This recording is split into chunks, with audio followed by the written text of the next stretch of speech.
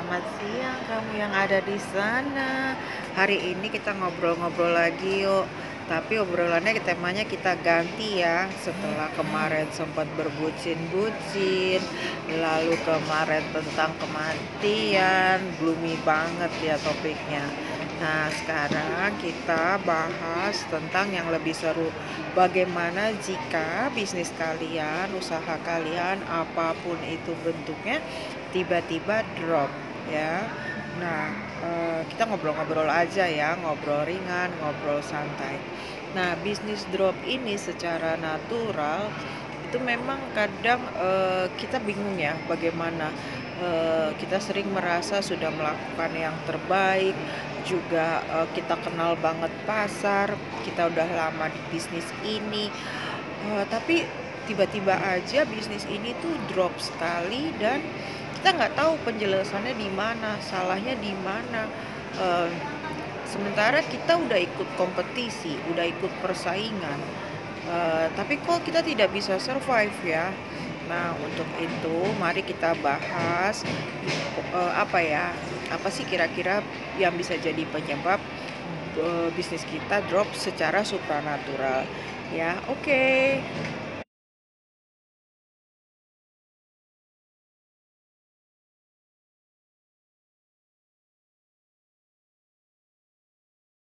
Jadi sekarang kita lihat pendekatannya itu secara apa ya, yang Cina ya, Cina. Jadi kebetulan kan saya dulu pernah belajar Feng Shui mereka bilangnya ya.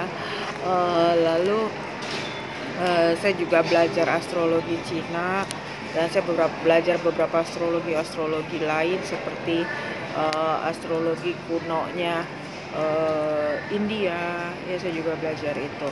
Jadi bisa dilihat bahwa setiap orang itu ada bawaannya masing-masing dari lahir, ada elemen-elemennya yang lebih dominan dan elemen-elemennya yang kurang ya. Lalu juga setiap tahun itu ada bawaannya sendiri-sendiri. Jadi tidak ya, hidup ini kan sebenarnya intinya keseimbangan. Jadi tidak selamanya setiap orang beruntung dan tidak selamanya setiap orang sial. Nah, jadi kalau ada dalam keadaan at the lowest point, keadaan terendah, itu percaya deh itu tidak akan selamanya begitu, karena alam ini akan menemukan keseimbangannya tersendiri. Permasalahannya kita survive atau tidak di tahun-tahun yang berat itu, atau bahkan kita survive tidak di tahun-tahun yang sebenarnya eh, keberuntungan buat kita, karena pada dasarnya cobaan hidup itu datang pada saat kita berkelebihan, bukan kita berkekurangan. Jadi misalnya begini ya, contoh. Sekarang ini kan tahun tikus metal. Nah, tahun tikus metal itu elemen utamanya metal dan elemen keduanya adalah air. Nah, beberapa orang yang elemennya bukan elemen metal dan air itu biasanya kurang bagus di tahun tikus metal ini. Nah, untuk itu dia perlu sesuatu untuk menetralisir. Jadi gambarannya kira-kira seperti itu. Nah, bisa jadi juga pada saat bisnis kita tiba-tiba drop itu, kita juga perlu lihat adalah selain memang situasi global yang eh, kurang mendukung, misalnya seperti sekarang, eh, karena secara perhitungan Cina di tahun-tahun tertentu itu memang eh, tidak cocok untuk bisnis-bisnis tertentu atau rentan terhadap hal-hal tertentu. Contohnya tahun ini ya, misalnya nih seperti ini.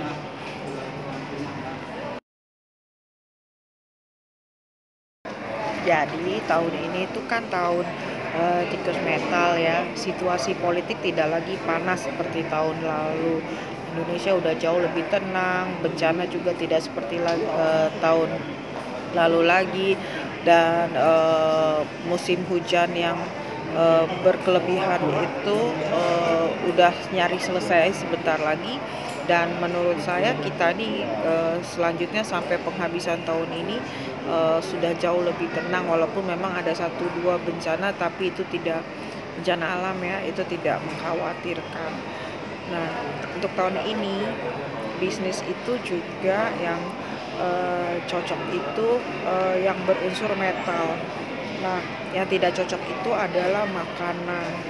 Jadi sekarang kalau boleh lihat bisnis makanan itu memang sih tetap aja ada yang beli ya, namanya semua orang butuh makan. Tapi tidak lagi spektakuler seperti tahun-tahun berikutnya, tahun-tahun sebelumnya. Nah, jadi kita juga harus lihat bawaannya ini sangat mempengaruhi secara supranatural. Nah, sekarang balik ke individu per individu. Nah, sekarang kalau misalnya bisnis kita mendadak sepi, kita tuh harus lihat apakah di tahun sekarang ini secara pendekatan Cina itu eh, elemen-elemen kita ini cocok apa enggak dengan elemen yang ada sekarang. Karena kalaupun tidak cocok itu pasti ada untuk menetralisirnya ataupun mengaktifasinya. Jadi saya pernah dapat pertanyaan seperti ini, jadi ya Miss katanya gitu, kalau kita tidak cocok di satu rumah berarti kita harus pindah rumah gitu setiap tahun, atau kita harus renov setiap tahun. Oh enggak seperti itu, tapi harus bisa kita lakukan sesuatu di situ untuk mengaktifasi atau menetralisir unsur-unsur yang ada di situ. Jadi kalau bisnis kalian tiba-tiba sepi, boleh deh dicek. Siapa tahu secara feng shui ada hal-hal yang tidak cocok ya. Mungkin tahun-tahun lalu tidak terasa dampaknya, tapi tahun ini karena memang berbenturan dengan bawaan tahun ini, bisa jadi menjadi penyebab benturan yang membuat bisnis kalian drop. Biasanya yang rentan seperti ini tuh restoran, toko, lalu juga usaha-usaha yang sifatnya ada kayak showroom ya. Nah, seperti itu misalnya showroom mobil atau showroom properti ya. Nah,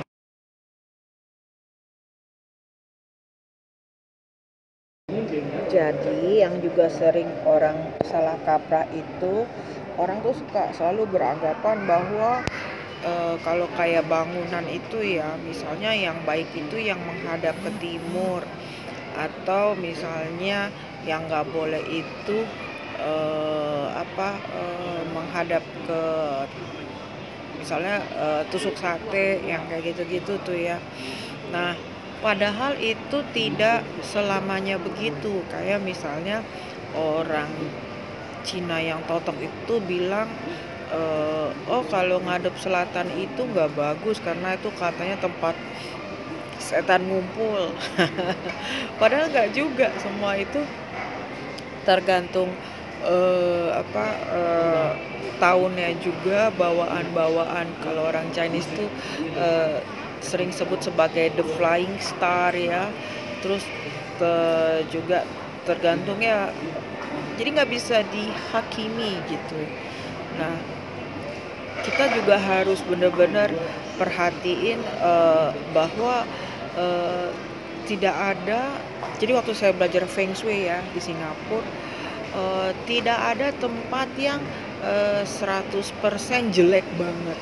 Tidak ada tempat yang 100% bagus banget. Karena itu balik-baliknya ke individunya juga yang akan bekerja di situ atau yang menempati, memanfaatkan tempat itu. Nah, kita kadang-kadang percaya nggak percaya ya. Lalu bagaimana kita menetralisir tempat itu dan mengaktifasi energi-energi baik untuk menjadi lebih baik, untuk maksimal di tempat itu. Contohnya ya, dulu itu saya pernah punya bos orang Chinese ya, orang Taiwan yang dia percaya sekali sama perhitungan-perhitungan fase astrologi yang kayak gini-gini ya. Nah, jadi dia menempatkan satu akuarium besar di rumahnya yang kata dia itu untuk menetralisir energi-energi buruk di rumah dia. eh, dan kolam ikan itu ada ikannya tuh 9, 8 merah, 1 hitam. Dan menurut dia yang hitam itu untuk menetralisir energi negatif untuk di ruangan itu dan juga rumahnya. Nah, suatu hari ikan ini ada yang mati satu ya, yang warnanya hitam. Wah, dia paniknya setengah mati. Dan dia teriak-teriak, cepetan cari sama sekretarisnya itu. Kalau nggak nanti wo sial, kata dia gitu ya.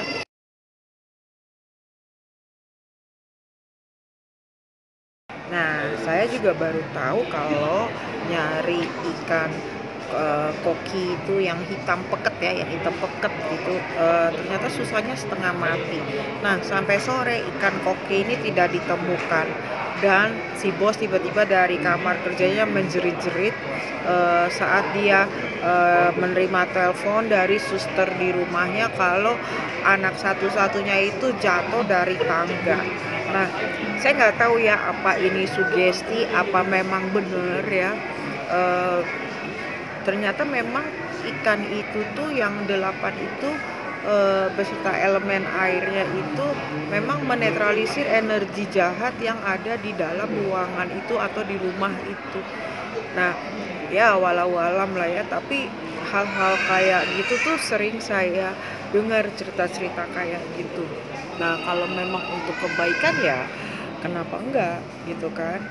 Nah, jadi sekali lagi coba deh kalau memang kalian merasa usaha kalian tiba-tiba drop, kalian boleh konsultasi sama saya, boleh DM Instagram saya Pigita atau DM saya di Kaskus MSPG Miss Pigi. Nah, nanti ayo kita coba eh, cari tahu bersama sebenarnya yang salahnya di mana gitu. Jadi jangan buru-buru berprasangka buruk. Ini jangan-jangan gue disantet sama saingan gue, atau jangan-jangan gue dikerjain atau apalah gitu ya. Walaupun hal-hal kayak gitu sering juga terjadi ya sekarang ini, atau ternyata tetangga warung gue pakai pesugihan ya. Tidak menutup kemungkinan sih hal-hal seperti itu bisa terjadi dan banyak terjadi memang. Tapi ada baiknya kita periksa ke dalam dulu, jangan-jangan memang ada yang tidak beres dan harus dibenahi, karena memang pasti bisa dibenahi dalam feng shui tempat usaha kita ya. Nah, jadi sampai ketemu ya, senang bisa ngobrol lagi sore ini bersama kalian. Semoga usaha kalian sukses. Ya, namanya usaha itu pasti ada aja masalah dan hambatan, tapi saya percaya semua itu pasti bisa teratasi. Kalau kalian ada masalah supranatural dengan usaha kalian, boleh hubungi saya. Dadah, love you.